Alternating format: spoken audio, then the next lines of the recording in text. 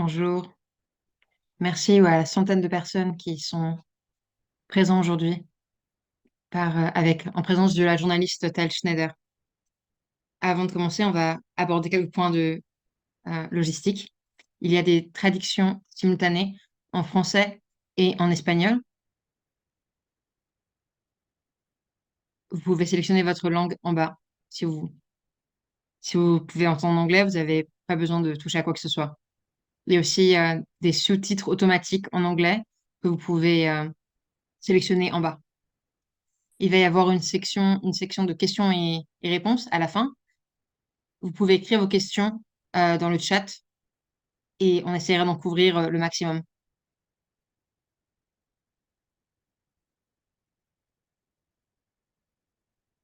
S'il y a des sirènes pendant le briefing, les membres du staff qui sont basés en Israël iront se protéger et reviendront dès que la sirène a cessé. Merci à tous encore une fois pour tout votre soutien. Et je tends aujourd'hui le micro à Émilie Lévy-Chorat, la co-présidente de Merkaz Olami. Merci Teila, merci à tout le monde. Je vais répéter les remerciements de Teila à vous tous et de votre soutien et de votre attention. On en a besoin et nous l'apprécions. Je veux remercier particulièrement à Teila et à tout le staff, toute l'équipe du mouvement Ma Sortie pour avoir organisé cette session. Je suis Émilie. Je suis la coprésidente du mouvement Ma Sortie et de Mercad, la branche sioniste. Ensemble, avec Ma Sortie Olami, Ma Sortie Israël, et nous sommes tous, nous voulons garder tous les partenaires au devant de la scène. Il y a 10 minutes, il y avait une alarme ici et ma fille venait de marcher, venait de quitter la maison. Alors, c'est un moment extrêmement inquiétant pour moi. Je vous rassure, tout le monde va bien, mais je vais vous en faire part. Nous sommes tous ensemble de cette situation. Vous êtes là où vous êtes, nous sommes ici, mais cela nous affecte tous. Le plus on se soutiendra les uns les autres, le mieux ça ira. Et le plus important, c'est qu'on aide ceux qui en ont le plus besoin. Ce soir est le second d'une série de briefings qui nous tient informés sur la situation. La semaine dernière, nous avons euh, donné notre attention à une histoire d'héroïsme. Depuis, ça ne fait que 7 jours, à peine 8 jours, la réalité a changé déjà. Les attaques de Gaza continuent et nous sommes également attaqués depuis le Liban. Des centaines de milliers de soldats ont été mobilisés. Les États-Unis ont témoigné de leur soutien. Le président euh, Biden est en ce moment même dans les airs pour venir nous porter son soutien. Un, un gouvernement d'urgence a été formé par l'État israélien. Aujourd'hui, nous devons nous concentrer sur les questions complexes qui sont sur le devant de la scène aujourd'hui. Quelles sont les décisions difficiles qui doivent être prises? Quel prix devons-nous être prêts à payer? Quelles sont les politiques, quelles sont les dynamiques politiques à l'œuvre derrière la scène? Comment est-ce que nous, les Juifs vivant à l'extérieur d'Israël, pouvons-nous être un soutien pour Israël? Et pour répondre à toutes ces questions, nous avons aujourd'hui avec nous Tal Schreider, la correspondante diplomatique et politique du Times of Israel, que je suis sûr un très grand nombre d'entre vous ont lu et suivent. Avant de demander au rabbin Alain Silverstein, le co-chair du mouvement sorti, de l'introduire, de la présenter, pardon, je ressens le besoin de vous partager une réflexion personnelle. Moi et tous les Israéliens dans ce coup de fil, nous avons reçu des lettres, des appels d'amis qui nous souhaitent le meilleur, qui nous souhaitent d'être en sécurité, qui nous souhaitent d'être forts. Grâce à Dieu, la plupart d'entre nous le sont.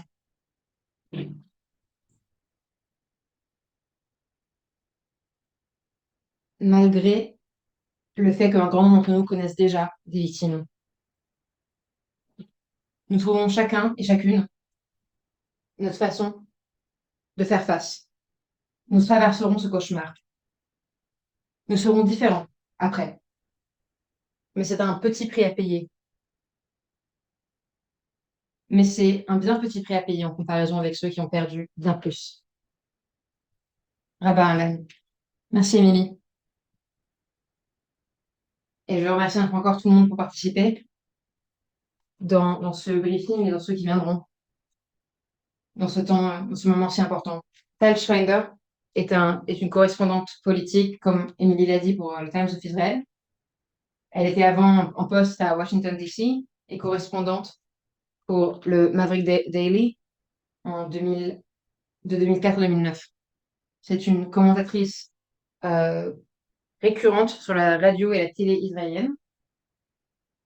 Elle a reçu le prix Ometz en 2015 pour son courage et son intégrité, et en 2012, le prix de l'excellence digitale du journalisme. Elle a reçu une licence de Rishon LeZion et un master de journalisme de l'Université Tel Aviv. Nous sommes honorés de sa présence. Bonjour, je suis ici. Merci. Merci pour de l'invitation. C'est de façon inquestionnable un temps extrêmement ah, très, très stressant. Il y a aujourd'hui eu énormément de bombardements venant à la fois du nord et du sud. Les gens courent aux abris. C'est incroyable de penser que le Hamas a encore autant de roquettes à nous envoyer après 10 jours. Et même si les avions de l'armée de l'air israélienne essaient de cibler les positions du Hamas à Gaza.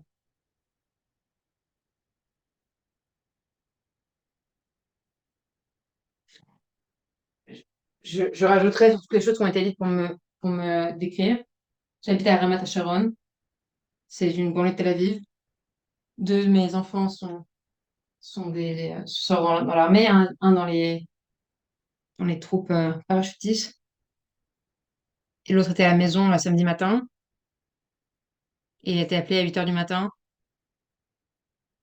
pour courir au sud.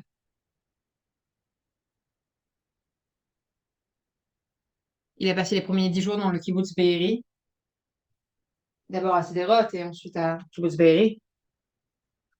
Ils, ils ne sont plus là déjà, et ils se regroupent dans une autre base. Ma fille est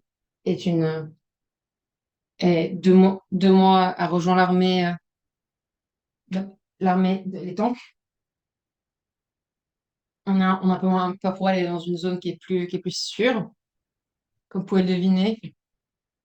Et tous mes Israéliens, tous les gens qui ont de la famille en Israël, avoir deux enfants dans l'armée, c'est pas du tout quelque chose d'unique, hein. On a tous quelqu'un qui est dans l'armée, dans son service militaire ou qui est dans l'armée de réserve. Tout le monde connaît quelqu'un qui a été tué. Mon mari et moi, on a, dé- on a déjà été à 5 enterrements. Donc, parce que je dois représenter mon fils. On va de Shiva en Shiva. C'est assez incroyable.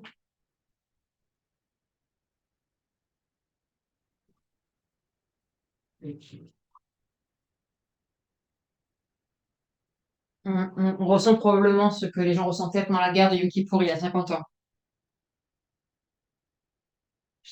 J'étais j'étais censée donner une série de cours dans le Midwest des États-Unis en novembre.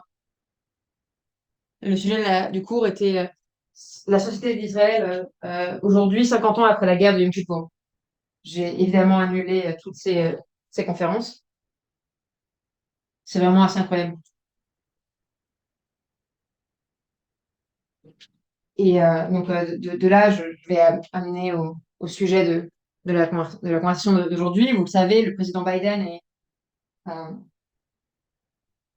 est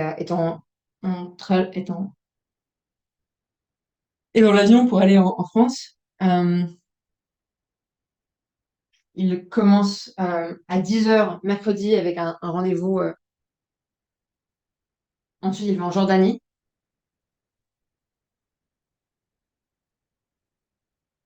et Mahmoud Abbas. Et il rencontrera Mahmoud Abbas. Je ne sais pas quoi attendre de ces rendez-vous. Je sais que toute la région essaie de calmer les choses. Bien sûr, les Israéliens ne peuvent pas être calmés. Nous avons le sentiment que les atrocités qui ont commencé le 7 octobre sont similaires, comme- sont similaires à la Shoah, comme vous l'avez probablement entendu, en termes d'atrocités.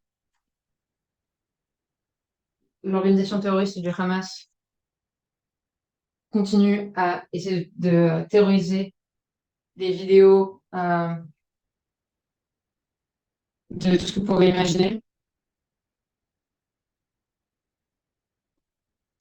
Tout ce que vous avez entendu de président est vrai. Je n'ai moi-même pas regarder ces vidéos. Je pense que c'est justement le but de ces vidéos, c'est de terroriser.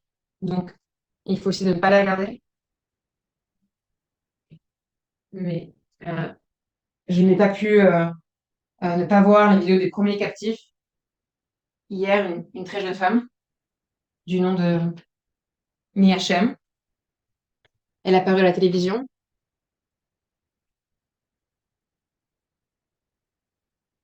Ils ont, euh, ils ont opéré ses mains. Elle parle directement à la caméra. Elle a l'air d'être très cohérente. C'était c'est extrêmement dur de voir cette vidéo, mais j'étais heureux de voir qu'elle était encore en vie. C'est ce qu'il y a sur la table. C'est de voir tous ces enfants, ces bébés, certains quelques mois, à peine quelques mois, des personnes âgées, des femmes.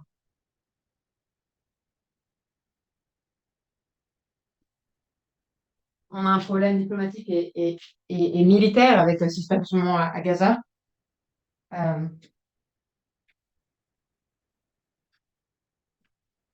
il y a entre 22 et 25 des captifs qui sont américains. On a des Français, des Mexicains, des Philippins, des Thaïlandais, le reste est israélien. On est arrivé à 200 captifs.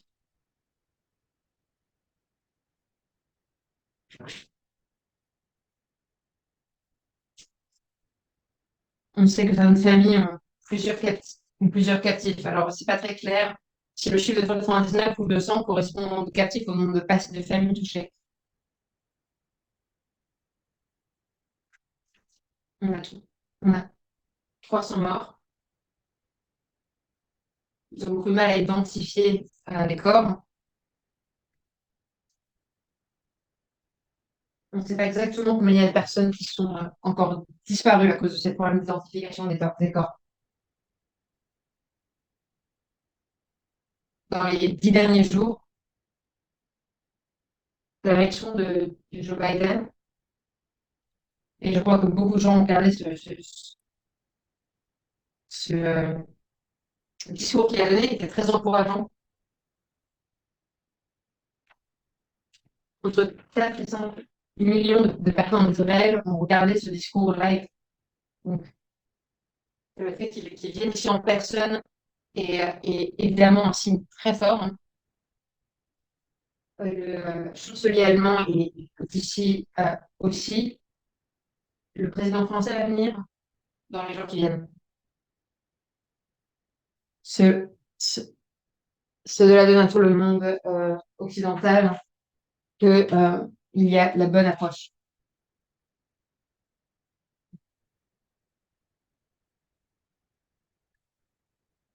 Et vous le savez que chaque minute, Israël peut perdre le débat vis-à-vis de qu'est-ce qu'on fait pour se protéger. Et c'est vrai que que le public israélien est en ce moment extrêmement uni vis-à-vis, uni sur les thèmes sur le thème de la guerre, pas sur la politique, qui n'est pas un sujet qui est abordé en ce moment. On est entré dans cette guerre dans une situation qui était très mauvaise. Le pays était déchiré. On a fait 5 élections en 4 ans. Ça a eu un aspect dévastateur destructeur sur la société israélienne. Le président, le premier ministre israélien est, comme vous le savez, accusé de corruption. Il y a eu ce coup d'état judiciaire que vous avez suivi, j'en suis sûre. Il y a eu des manifestations dont je suis sûre que vous avez vu l'ampleur.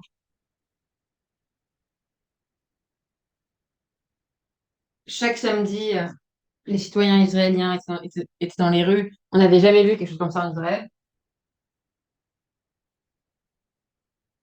Les groupes qui faisaient les manifs, il y avait des groupes de femmes et plein de types, de sous-catégories de personnes,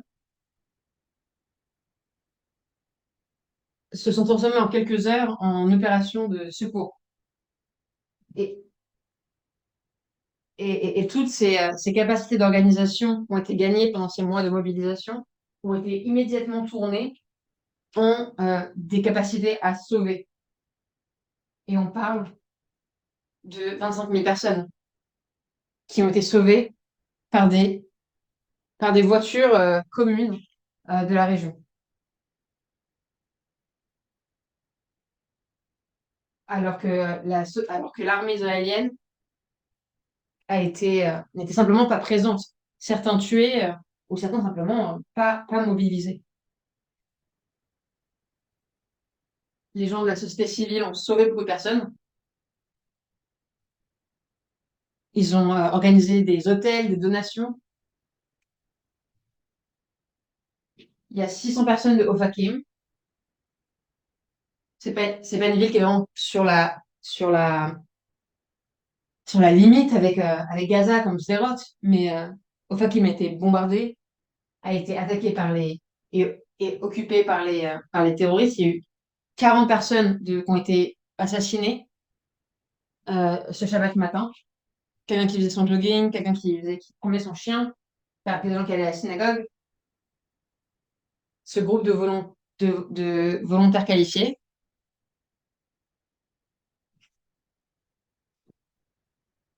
ils les ont emmenés dans un hôtel à Eilat et ils ont payé de leur propre poche. Alors que le gouvernement a beaucoup de mal à faire preuve de compétences. C'est le résultat d'un cycle d'élections euh, avec un budget bloqué, ensuite le coût judiciaire et tout ce bazar à cette situation. Alors bien sûr, ce sont les terroristes du Hamas qu'il faut blâmer, mais le fait que l'armée et le gouvernement n'étaient pas préparés, la frontière de sécurité avec Gaza n'était absolument pas à la hauteur de la situation. On n'a pas financé ni la barrière suffisamment, ni la protection des kibboutz qui sont aux premières lignes. Et ça fait des années. Il y a eu des coûts dans le budget. Donc, il y a beaucoup de critiques euh, contre le gouvernement. Et vous connaissez les Israéliens, ils ne restent pas silencieux. Alors, bien sûr, la critique a commencé tout de suite, hein. Personne n'est resté silencieux sur ce grand échec. Et c'est là que nous sommes à l'heure actuelle.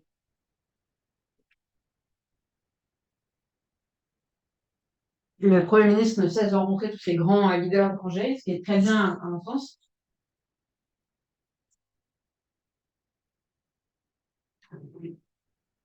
Les, euh, les gradés militaires prennent leurs responsabilités, hein, ils disent ils sont responsables de ce qui s'est produit. On l'a entendu du, de, le seul qui n'a pas encore dit qu'il était responsable de ce qui s'est passé, c'est le Premier ministre, évidemment. Il dit que ce n'est pas sa faute, que l'armée, c'était la faute de l'armée. Ça ne va probablement pas rester sous silence en Israël. Mais, mais maintenant, l'état de choc, et je n'ai pas envie de dire de désespoir, mais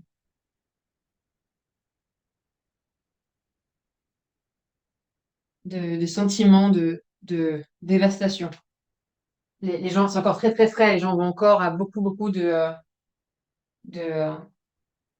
au cimetière pour des enterrements. Beaucoup de gens ne sont pas encore enterrés d'ailleurs, parce qu'on a du mal à identifier. On n'est pas encore dans l'après. Est-ce que je devrais m'arrêter et prendre des questions?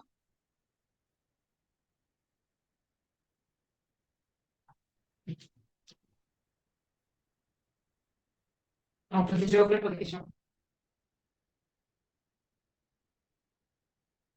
Bonjour tout le monde, je suis Ether S, je suis Amodine, je suis présidente de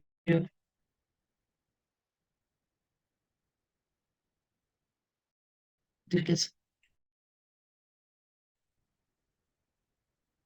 Une question de Ninja.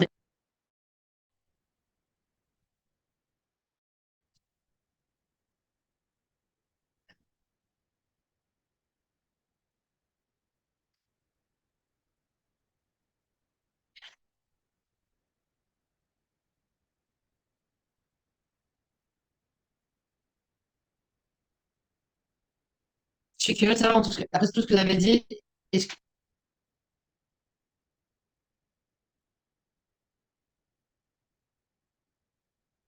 comment est-ce que vous croyez que cette guerre va impacter l'élection américaine?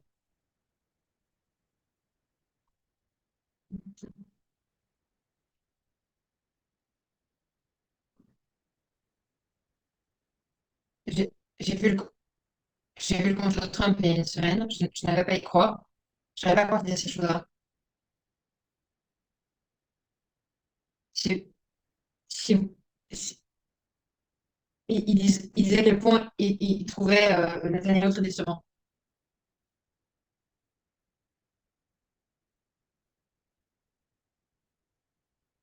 Je pense pas que quelqu'un qui a été président, qui a envie d'être président à nouveau, a besoin de dire ça dans une semaine comme ça.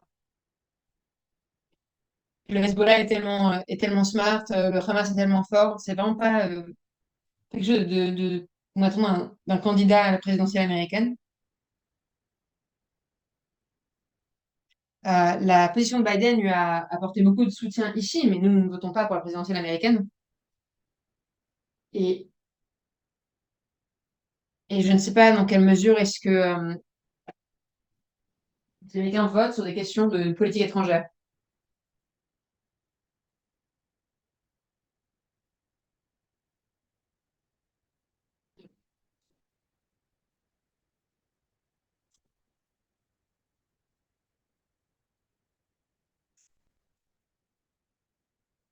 Une des raisons pour laquelle le Hezbollah et le Hamas a fait ça, c'est parce qu'ils ne voulaient pas du rapprochement avec l'Arabie Saoudite. Et, et nous ne voulons pas de ces guerres. Ça n'aide personne. C'est une situation perdant-perdante. Les gens de Gaza vont perdre. Personne n'a rien à gagner à ça. Alors, je peux vous dire une chose. J'espère que les Républicains ne va pas bloquer le budget dans,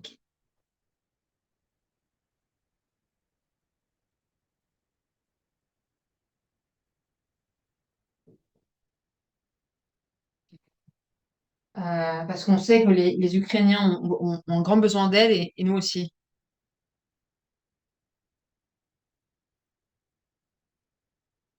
Je, je, je ne veux pas, je ne veux pas mendier, mais je crois que c'est vraiment crucial de supporter, d'apporter du soutien, pardon, euh, à Israël et à l'Ukraine.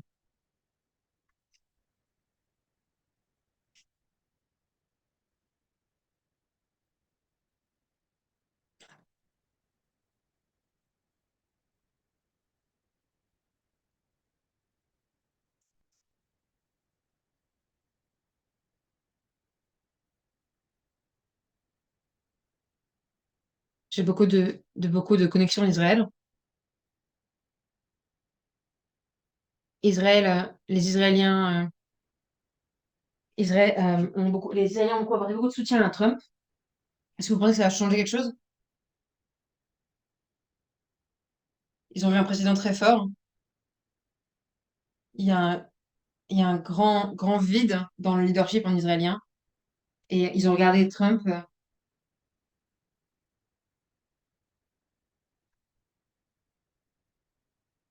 et, et, et, et ils ont vu Biden et ils se sont dit, c'est la première fois qu'on voit un vrai leader.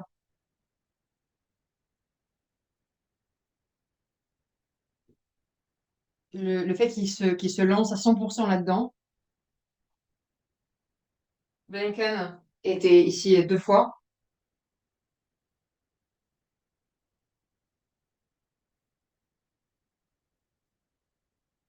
Les gens sont en train de changer d'opinion.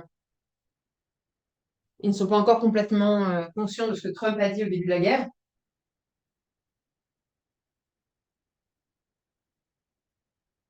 On est toujours en train de bombarder.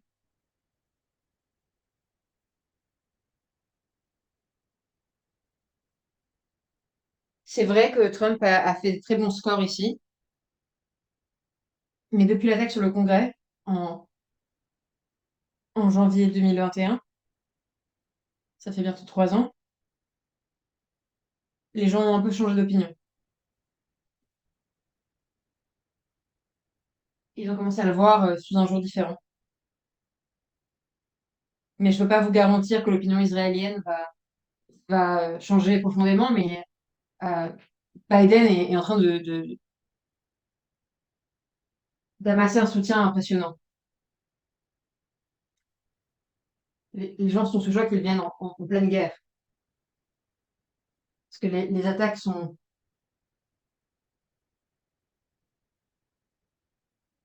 les attaques sont vraiment en train d'avoir lieu en ce moment. Donc c'est vraiment très courageux à lui de venir.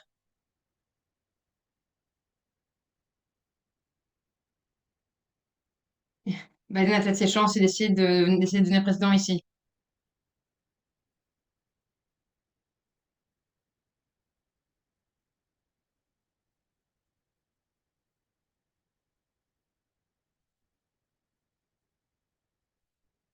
Une question de la Suède. Fidel Boscovich.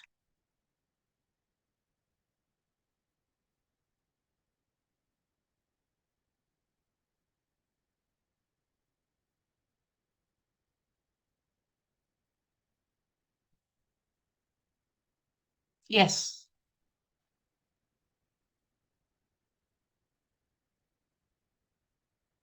Euh,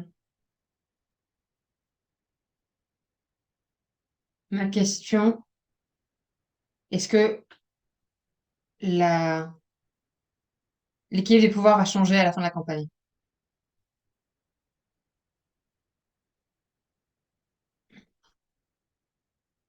Je pense que les atrocités et le nombre de gens qui ont réussi à rentrer euh, en Israël,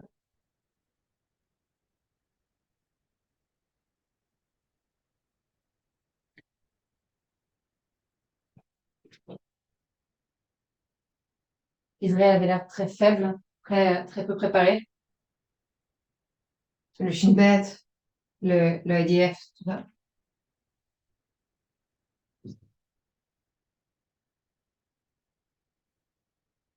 On a perdu beaucoup de crédibilité militaire.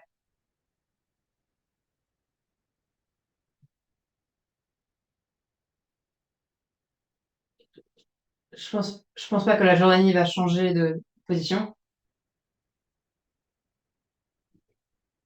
Et pour Bahreïn et les Émirats arabes unis,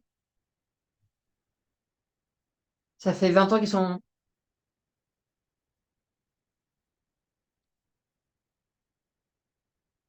en contact avec nous. Je pense pas que les choses vont changer avec eux. Ça va peut-être se calmer un petit peu, mais je pense que rien d'être annulé, ni les Marocains. La question, c'est est-ce qu'on va avoir un changement? avec les Saoudiens. Les Saoudiens n'ont pas arrêté de dire que la question palestinienne est très importante pour eux. Et on pensait que c'était juste vraiment juste des mots qu'ils le disaient juste pour le dire.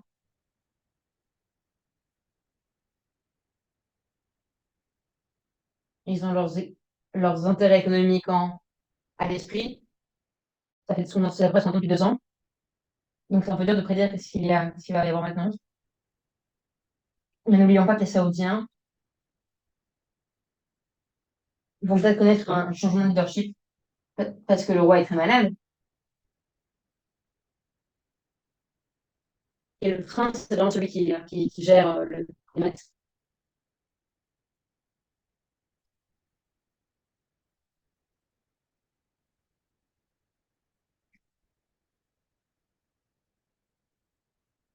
Je ne parle pas de cette année, mais plutôt dans un an ou deux. Ça va peut-être changer le Moyen-Orient.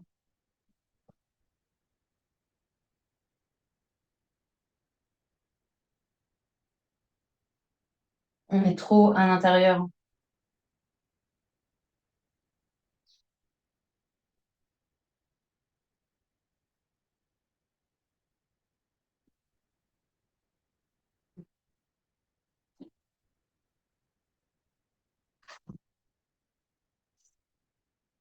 J'aurais demandé à Nancy Catherine.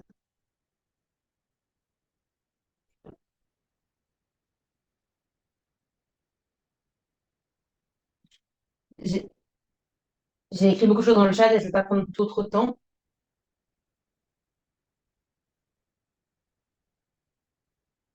Est-ce que c'est vraiment possible pour le Israël de vraiment détruire le Hamas?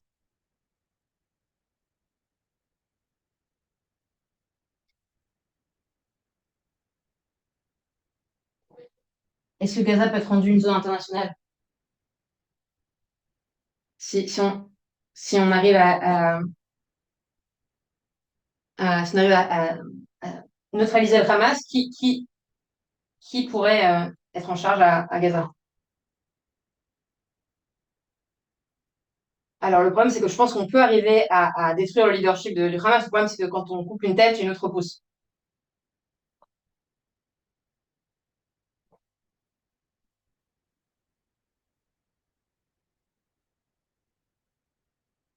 Alors, combien de temps il leur faudra pour se réorganiser? C'est dur, comme on va vous le dire. Je, je crois que le leadership du Hamas est condamné pour le moment.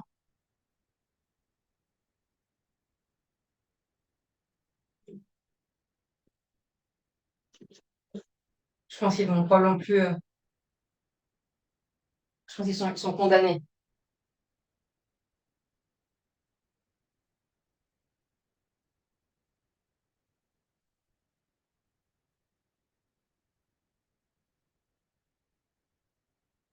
C'est des choses qu'on n'arrête pas de dire que le Hamas, c'est ISIS parce que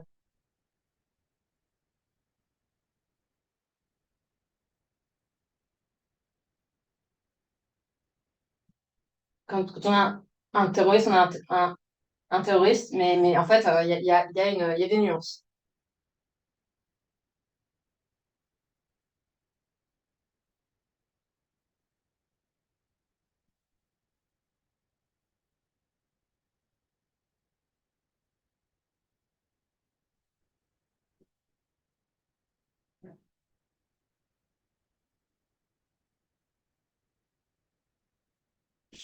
Je sais pas ce que Biden et Blinken ont à l'esprit.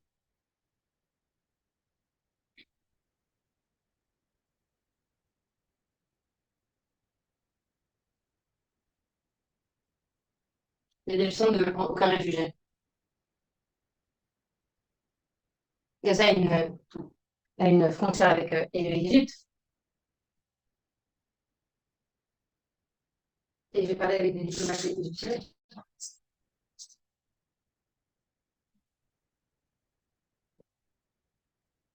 Ils ne vont pas ouvrir cette barrière. Ils ne vont pas laisser un seul réfugié Parce que quand vous accueillez des réfugiés, vous accueillez aussi des terroristes.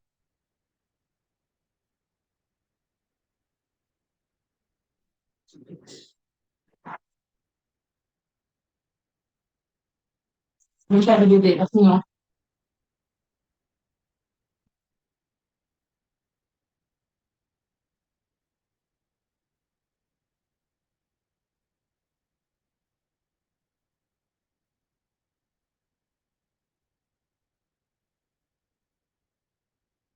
Qu'est-ce qui va se passer en termes d'eau et d'électricité? Je n'ai aucune idée.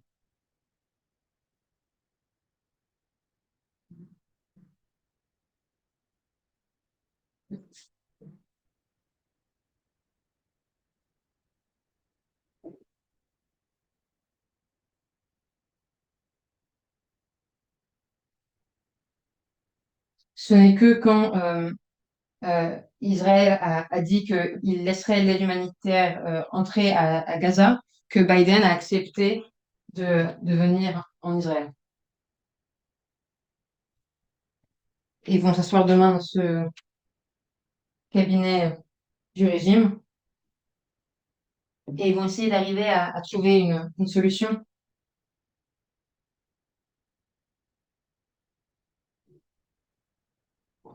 Si vous me demandez qu'est-ce qu'on attend d'une négociation avec Mahmoud Abbas qui a 87 ans et qui est très malade, je, je pense qu'il est pas capable de faire grand-chose en Cisjordanie. Il y a évidemment beaucoup de gens du Hamas en Cisjordanie qui ont été arrêtés.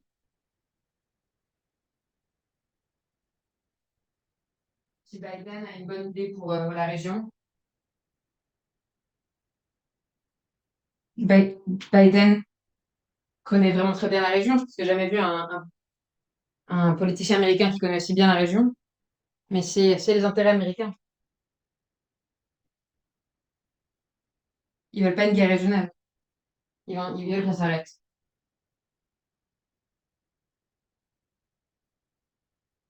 Israël a peut-être des intérêts différents que ceux des Israéliens. Pour nous, c'est évidemment, ça n'est pas prêt de s'arrêter dans les décennies qui arrivent. Les histoires continuent tous les jours.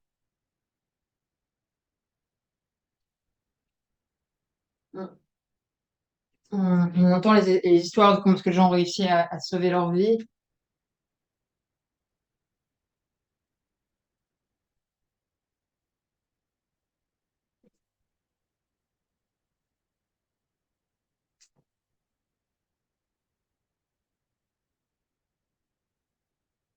Wanda Tepliski, la présidente de ma sortie Europe.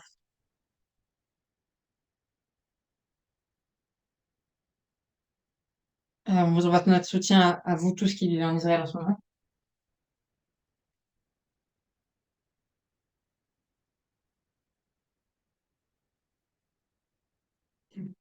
Quelle est votre lecture sur l'inflation d'actes antisémites à travers le monde en relation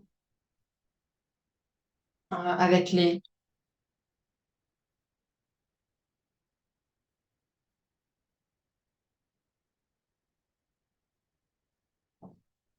Moi, je dois vous dire, j'avais très peur de ce qui passait au Royaume-Uni.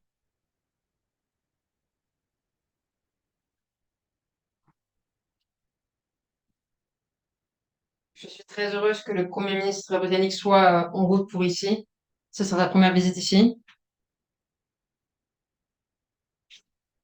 En tout cas, sa première visite en tant que Premier ministre britannique. Je pense que ça envoie au peuple britannique un message fort. Parfois, Israël a des bonnes relations avec le leadership de certains pays, mais le peuple de ce pays, mais, euh, mais à Londres, il y a vraiment des actes terribles. Et, et les services secrets israéliens ont aidé le Royaume-Uni à empêcher des attentats.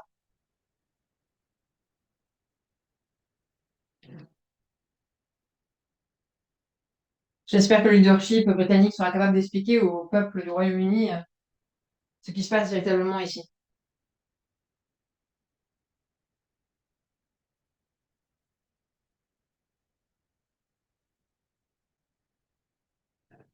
Alors bien sûr, il y a toujours eu le mouvement BDS.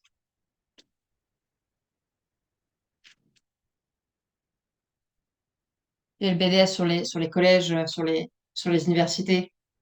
Moi, je voyais plutôt ça comme faisant partie de la liberté d'expression. Et j'ai rencontré ça dans des... je trouvais que c'était assez limité.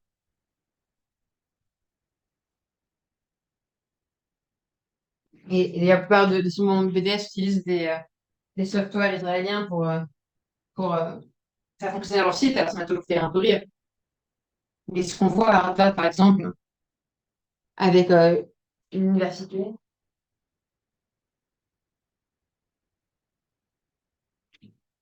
je suis content de voir que des donneurs comme Wexler ont dit que assez est assez.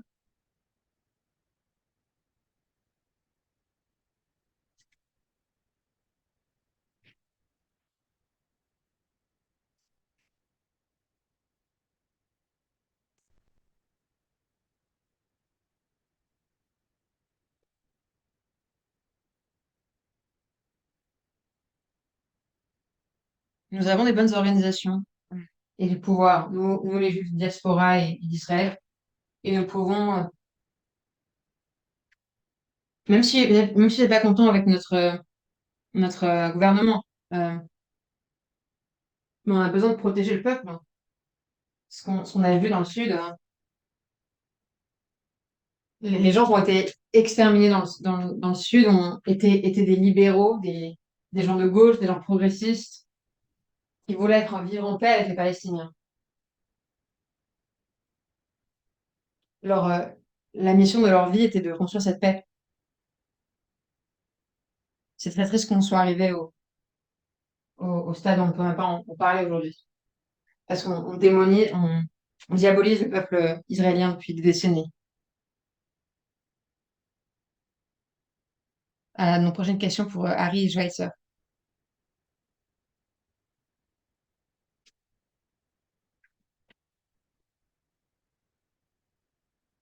Bonjour. Je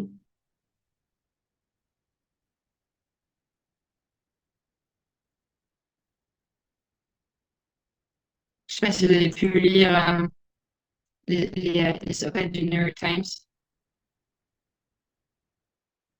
Avant la guerre, je lisais tout ce qu'il écrivait.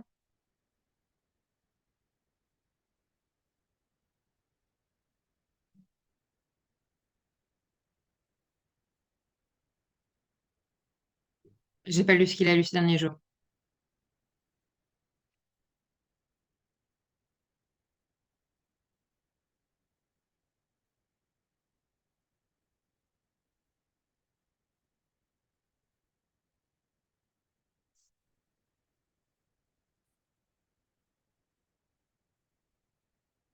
Le parti, le parti de Mahmoud Abbas est corrompu. On comprend qu'il n'y a pas d'élection à Gaza, mais les opinions vont se retourner contre Israël si on commence à compter les corps de ce que ça va coûter, cette euh, invasion israélienne à Gaza.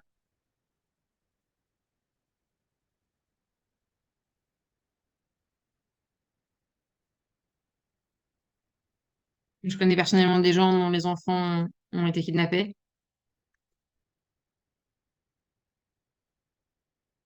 C'est un peu un... Je dis beaucoup de choses, mais une chose qui m'obsède particulièrement,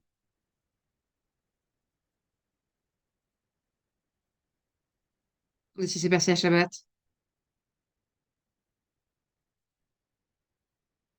Et, et que, et que l'armée était en train de protéger les colons dans les pays, dans les territoires occupés et pas en train de s'occuper de la frontière de Gaza. Mais comment est-ce que Bibi va survivre à ça politiquement?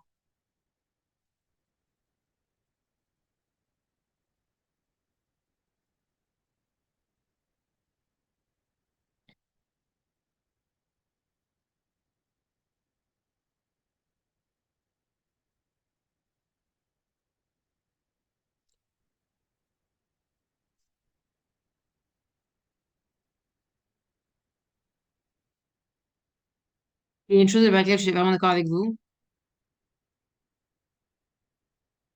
c'est que le consensus, c'est que en aucun cas est-ce que Israël doit prendre le contrôle de Gaza.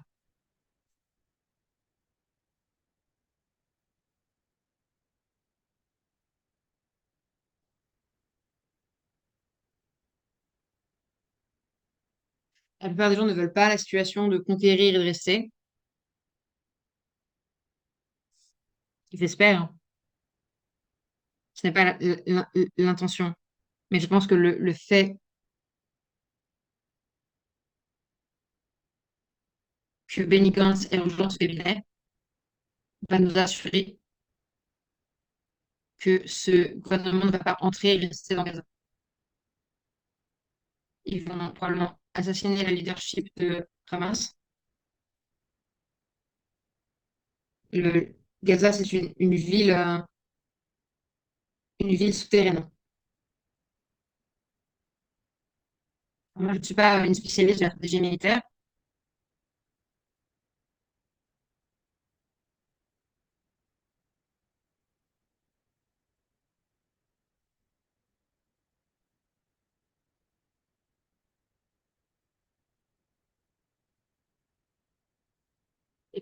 Et, et on voit qu'ils préparent cela depuis des années, puisqu'ils ont des stocks incroyables de munitions.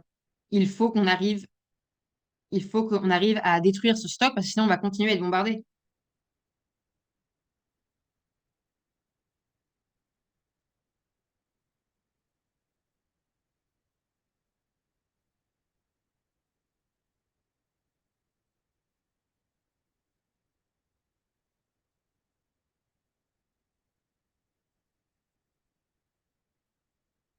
Ils sont à la recherche de bombes qui peuvent rentrer sous la terre et trouver les tunnels. Je sais pas comment est-ce qu'on nettoie.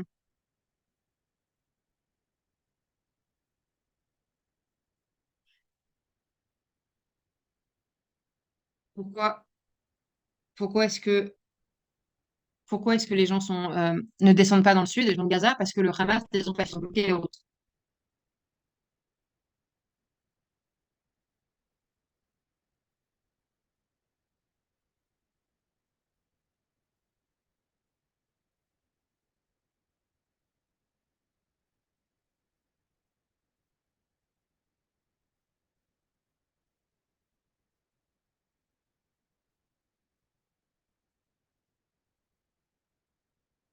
Moi, j'habite très proche d'une base aérienne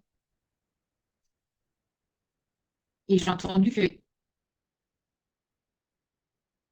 euh, le, le Hezbollah était parti pour détruire mon quartier. Si on peut arriver à une solution diplomatique, le Hamas, je ne crois pas.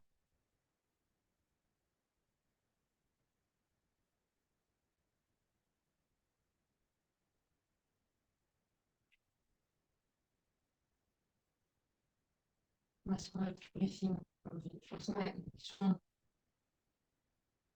je suis la directrice d'une synagogue ici. Euh, en Caroline. On est tous très, très inquiets. Quelle est l'impression de.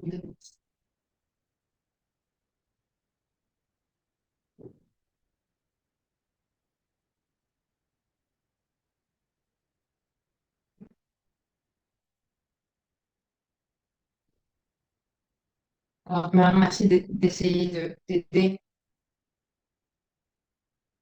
On voit beaucoup d'aide arriver.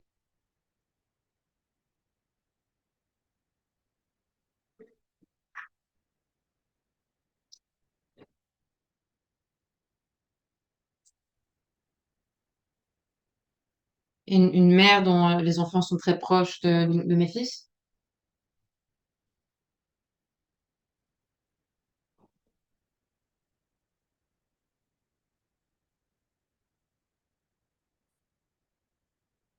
Elle a été recherchée pendant la recherche des corps et on,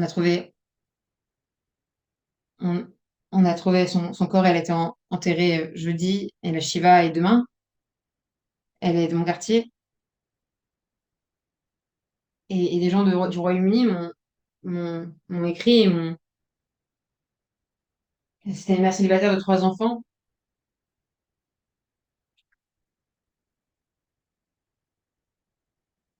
et ils ont collecté de l'argent pour les adolescents.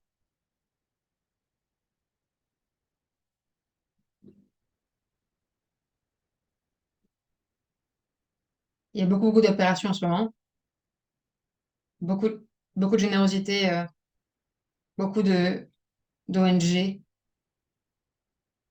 Il y a Achim Lanechek,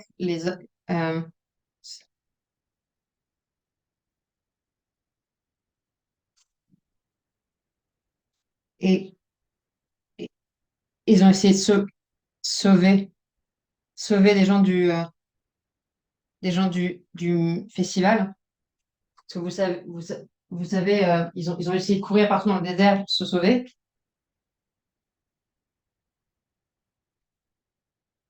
Vous avez des restaurants en Israël qui nourrissent les gens.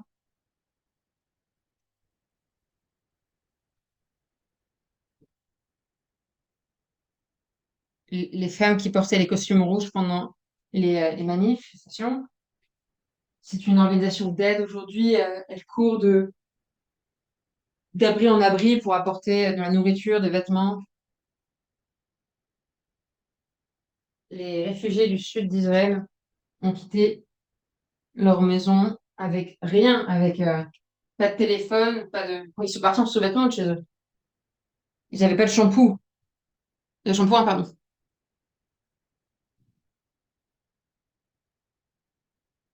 Ces organisations collectent de l'argent.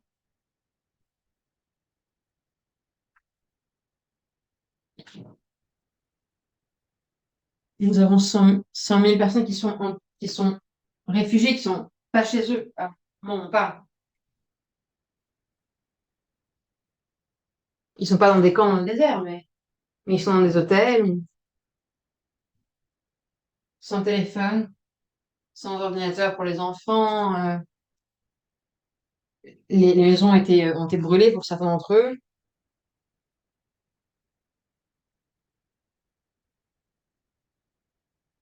Donc, une opération massive qui est en cours.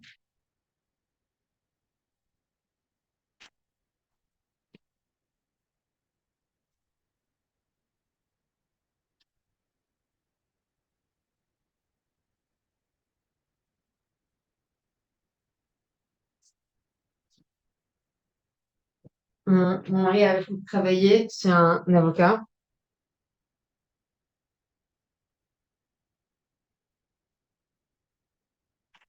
Et aujourd'hui, il fait des paquets de nourriture, de vêtements. Et vous pouvez chercher ces organisations. Peut-être il serait rare que vous aider à vous rediriger pour les bonnes causes.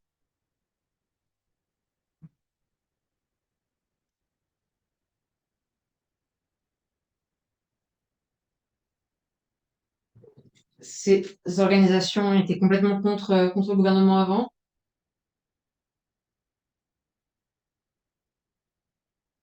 Je sais que ce sont vraiment des gens très bien et je sais que l'argent ira au bon endroit. Et je voudrais vous rappeler qu'une façon très. Le mouvement Ma Sortie a aussi.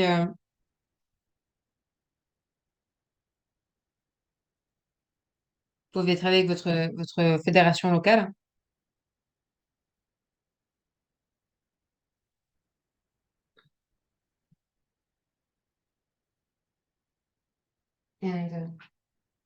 Et l'organisation Brother in Arms.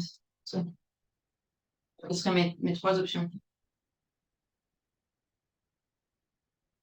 Et il y a aussi l'organisation qui s'occupe des gens qui ont été kidnappés.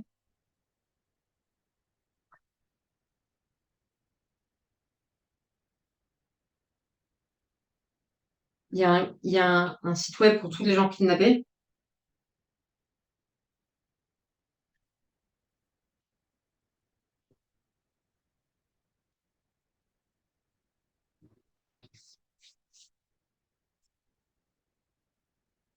Moi, je donnais mon argent à ce groupe.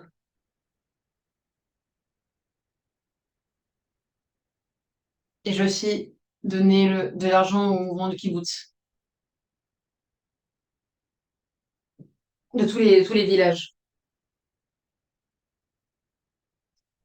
J'ai mis de l'argent là aussi.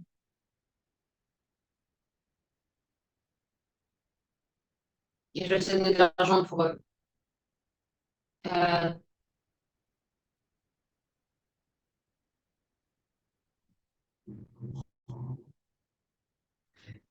j'envoie mon argent. C'est très facile de donner de l'argent, c'est vraiment la chose la plus facile avant. Vous, vous, vous envoyez 180 rails ou 360 double rails, c'est pas très important tant que ça va dans une bonne organisation, il y en a un très grand nombre.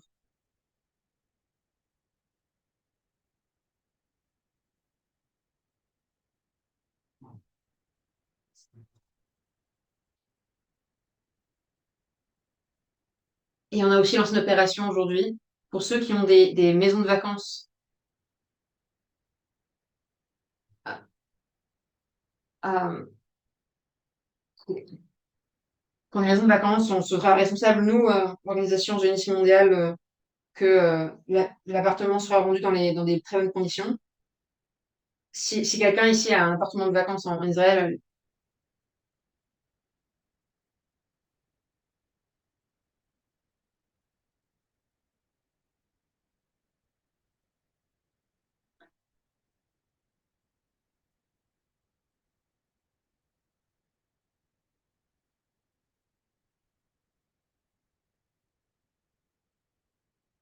alors le débat, c'est qu'en anglais, on dit les gens qui habitent à la frontière de Gaza, on dit l'enveloppe de Gaza.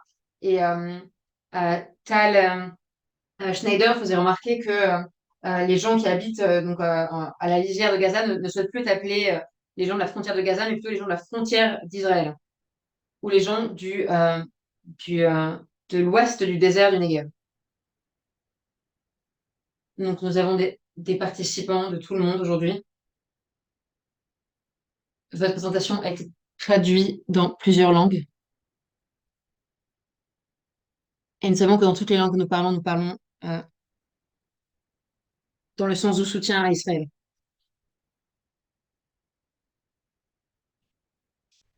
Notre travail est d'être les avocats d'Israël dans nos communautés. Là, je veux vraiment vous remercier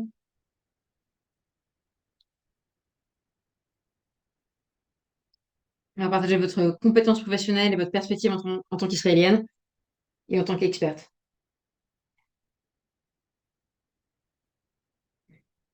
Et que c'est impressionnant que vous arriviez à faire avec autant de distance avec votre fils et votre fille qui servent dans l'armée,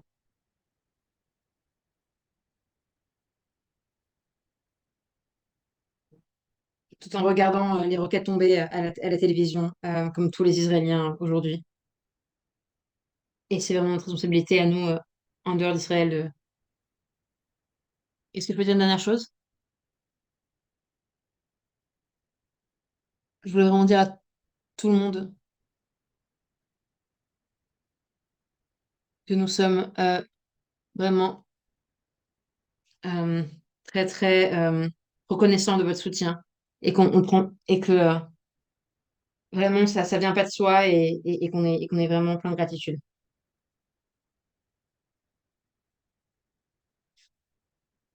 Je, je voudrais remercier toutes les autres organisations.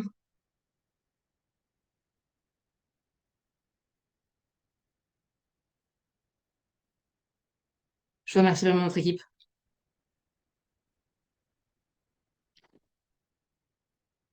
Teila, Issares, Teila Ruben.